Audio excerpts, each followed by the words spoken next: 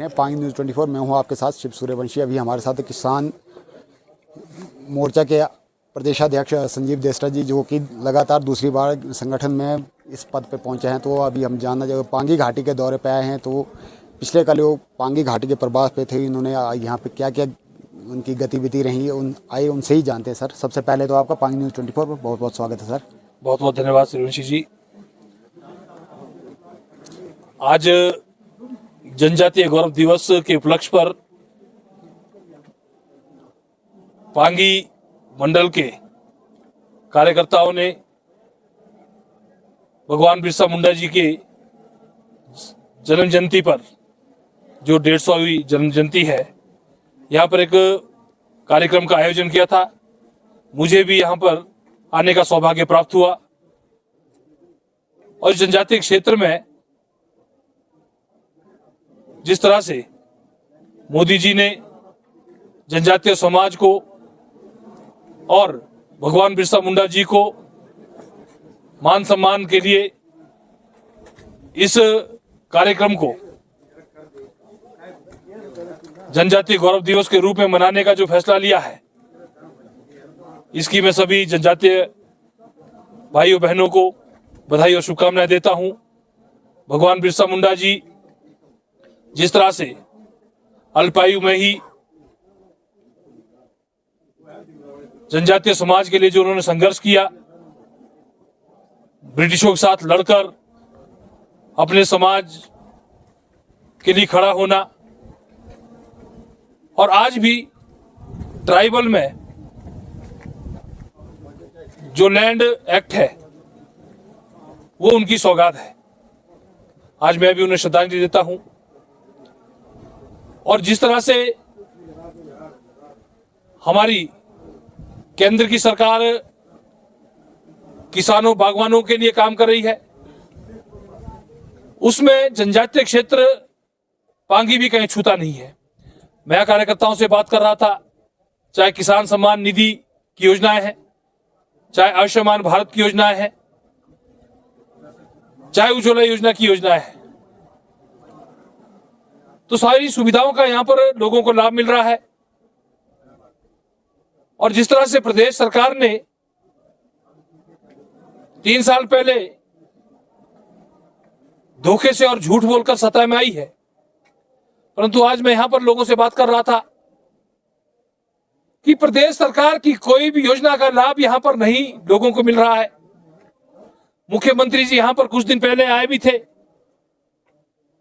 और लोगों को बड़ी आशाएं और उम्मीदें थी कि शायद जो 10 गारंटियां उन्होंने दी थी, उनमें से किसी न किसी गारंटी को पूरा करने के लिए आए होंगे, परंतु यहां पर आए और नाच गाना करके वापस चले गए। ये बहुत दुर्भाग्यपूर्ण है। सर, सरकार का कहना है कि हिमाचल सरकार का कहना है कि जो अभी हाल ही में प्रधानमंत्री द्वारा जो 1500 की जो आर्थिक सहायता की बात की थी, लेकिन आज दिन तक वो हिमाचल सरकार को नहीं प्राप्त हुए। सर, इस पर आपका क्या कहना है जी? प्रदेश सरकार भूल रही है। जब हिमाचल प्रदेश में आपदा का समय था, प्रदेश सरकार तो कहीं नजर नहीं आ रही थी और प्रदेश सरकार सोई हुई थी, और भारतीय जनता पार्टी का नेतृत्व श्रीमान डॉक्टर राजीव बिंदल जी के नेतृत्व में हर घर में जा रहा था जहां पर आपदा से नुकसान हुआ, चाहे वो राशन बांटने का काम है, चाहे वहां पर उनको तिरपालें देने का काम किया, चाहे स्वास्थ्य सुविधाएं थी। हिमाचल प्रदेश के कार्यकर्ताओं का जिस तरह से सेवा भाव का कार्य देखते हुए डॉक्टर राजीव बिंदल जी ने आसपास के पड़ोस के जो राज्य है जहां भारतीय जनता पार्टी की सरकार है, वहां भी बात की। वहां से भी सैकड़ों ट्रक भरकर सामग्री के आए और लोगों को राहत दी। और ठाकुर जयराम जी जिस तरह से पूरे क्षेत्र का दौरा कर रहे थे, मंडी से आपदा की शुरुआत हुई तो मंडी में जिस तरह से सेवा भाव से काम किया, साथ ही साथ अन्य क्षेत्रों में भी, चाहे आपका चंबा का क्षेत्र है, वहां भी हमारा नेतृत्व पहुंचा। सरकार तो वहां थी ही नहीं। सर, ये अभी आपने चंबा की बात की, तो ये आपके पार्टी के ऊपर एक इल्जाम ये लगाया जाता है कि जो पूर्व मुख्यमंत्री जयराम ठाकुर जी, हमारी जो सांसद है कंगना रनौत जी, वो मंडी में तो दौड़ दौड़ के गए, लेकिन आज तक जो भरमौर में त्रासदी हुई वहाँ पे अभी तक भाजपा का कोई लीडर नहीं आया है। इस पर क्या कहना है जी? देखिए, चंबा में जो मुझे जानकारी है, भारतीय जनता पार्टी का नेतृत्व चंबा भी आया था। जो राशन की गाड़ियां थी उसका जो डंप बनाया था पठानकोट में था, और पठानकोट से ही सारी सामग्री का वितरण हुआ है।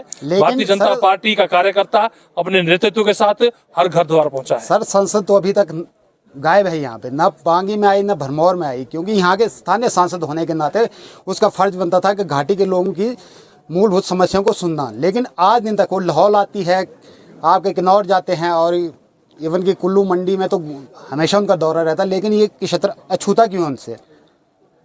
देखिए, सांसद का आपने बताया कि कुल्लू गए, लाहौल गए, मंडी गए, और जब वहां जा रहे हैं वो भी उनका एक क्षेत्र है, और यहाँ भी आएंगे, जरूर आएंगे, आज नहीं तो कल आएंगे।